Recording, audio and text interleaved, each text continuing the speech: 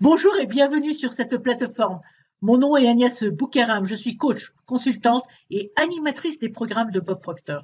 J'ai commencé à travailler avec Bob Proctor en tant que consultante en 2008, à l'époque où on était des consultants Life Success Consultant. Aujourd'hui, on a changé et on est devenu Proctor Gallagher Consultant et j'ai refait ma licence en 2018-2019 pour être apte à coacher et à animer le programme Thinking into Result que j'ai traduit en français, Penser en résultat. Bref, alors si nous sommes ici aujourd'hui, c'est pour que je vous présente l'un des enseignements de Bob Proctor. Alors ça peut être sur l'attitude, ça peut être sur la loi de l'attraction, ça peut être sur les lois de l'univers, ça peut être les niveaux de conscience, peu importe. Toutes ces formations que je fais sont tirées des enseignements de Bob Proctor. Alors sans plus tarder, je vous laisse avec cette nouvelle formation. Dans la formation de base, nous avons parlé en détail des 7 lois de l'univers. Ce que nous devons retenir, c'est qu'il existe des lois précises que nous ne pouvons pas contourner. Et ces lois fonctionnent quel que soit notre statut, que nous soyons riches ou pauvres, jeunes ou âgés, beaux ou laids. Nous pouvons appeler ces lois des principes, les principes de l'univers, ou n'importe quel autre nom que nous voulons, mais elles existent. J'ai mentionné précédemment que nous n'avions que 2 sources de référence dans lesquelles nous pouvions puiser ou faire nos recherches. L'une est scientifique et l'autre est théologique. D'un point de vue scientifique, nous dirons que l'énergie est, alors que d'un point de vue théologique, nous dirons Dieu est.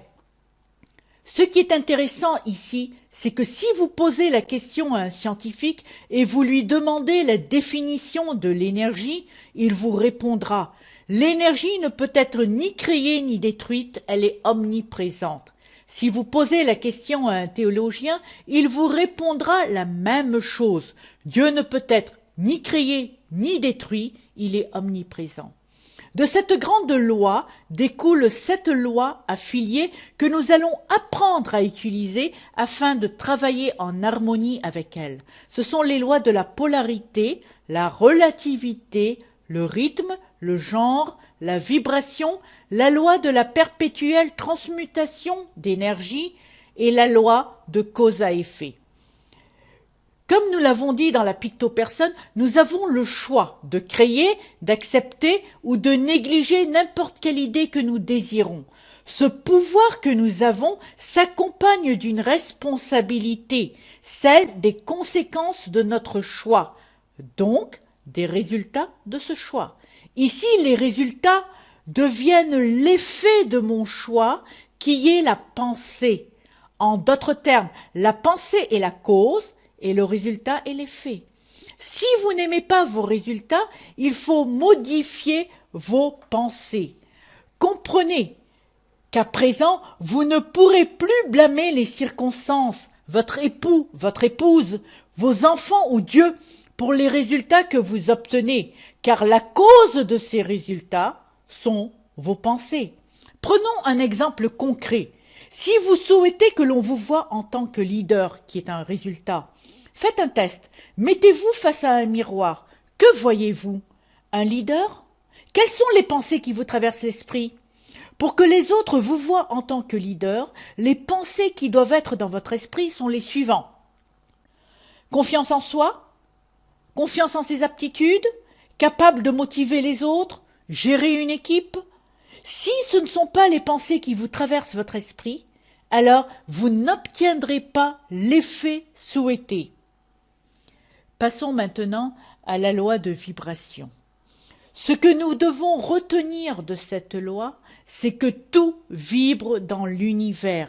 Rien n'est inerte. Même lorsque nous sommes morts, les particules de notre corps continuent à vibrer, sinon le processus de décomposition ne se ferait pas. Si tout vibre dans l'univers, donc les particules d'énergie qui sont en harmonie entre elles vont s'attirer, d'où la loi d'attraction qui stipule que nous attirons à nous tout ce qui est en harmonie avec nos pensées. En résumé, vous savez maintenant que vos pensées sont de l'énergie et que vous attirerez à vous tout ce qui est en harmonie avec cette pensée énergie, personne, circonstance, opportunité. Prenons maintenant la loi de la perpétuelle transmutation de l'énergie. Qu'allons-nous retenir de cette loi? Très simplement, c'est cette loi qui nous démontre que toute pensée spirituelle peut se transformer sous forme physique. Si vous n'avez pas bien compris le processus de transformation, je vous conseillerais de revoir les 7 lois de l'univers dans la formation de base. À partir du moment où vous avez compris cette loi, vous ne pouvez plus douter. C'est ce que j'appelle avoir une foi scientifique, car quelle que soit l'idée que vous avez créée, elle va apparaître sous forme physique, mais devra se conformer aux exigences de la loi du genre. Alors que devons-nous retenir de la loi du genre? 2 points très importants. La première stipule que de la même façon que pour donner naissance à un enfant, l'homme et la femme doivent être en harmonie, pour qu'une création puisse se manifester sur le plan physique, l'esprit conscient qui est mâle doit être en harmonie avec l'esprit subconscient qui est la femelle.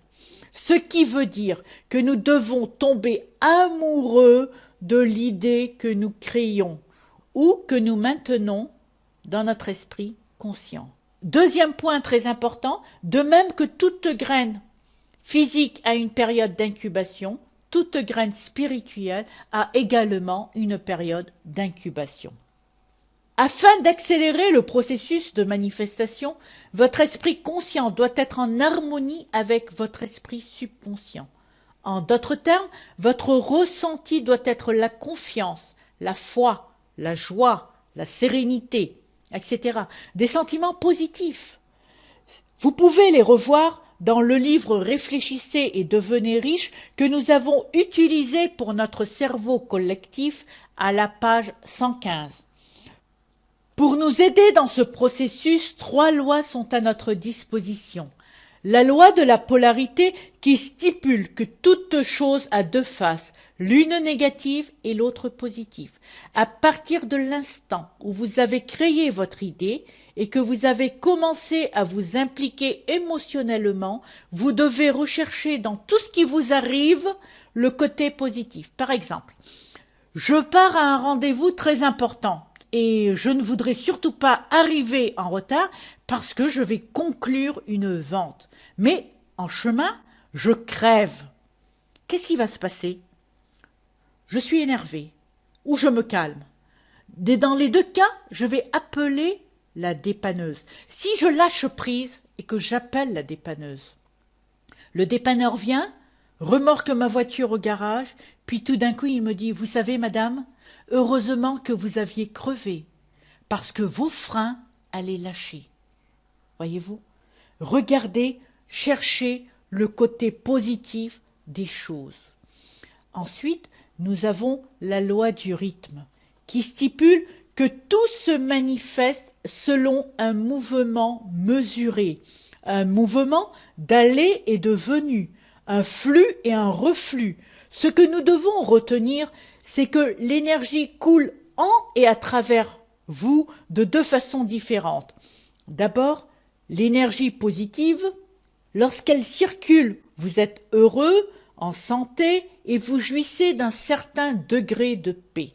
Cette période peut durer d'1 semaine à 1 mois. Après, le pendule balance et vous êtes alors un réceptacle pour l'énergie négative. À ce moment-là, vous ne vous sentez pas bien, les choses vont mal, le chaos et la confusion règnent. Prenez conscience dès à présent de cette loi.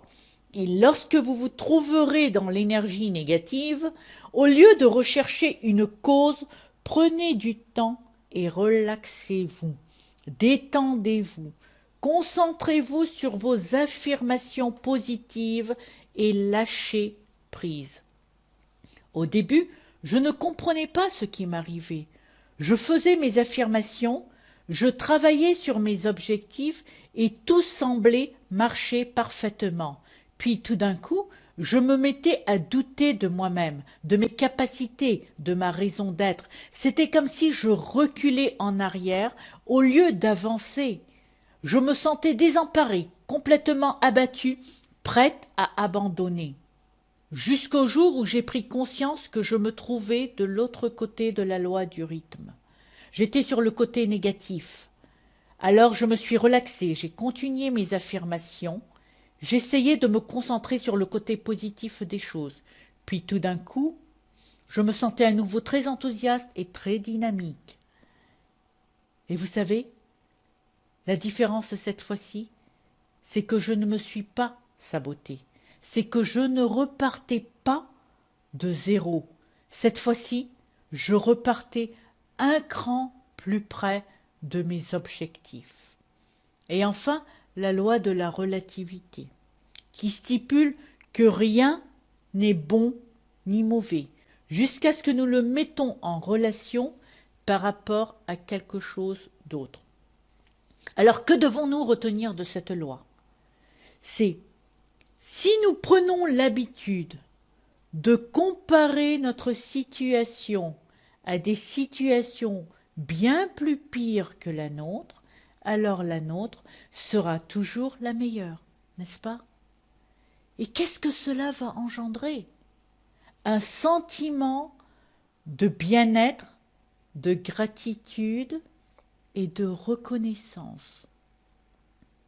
En conclusion, si une personne avance avec confiance en direction de son rêve et s'efforce de vivre la vie qu'elle s'est imaginée, elle rencontrera un succès imprévu dans les heures qui suivent. Vous étiez en compagnie d'Agnès Boucaram. N'oubliez pas d'aimer ou de liker notre vidéo. Écrivez un commentaire sous cette vidéo ou posez-nous vos questions. Je vous remercie.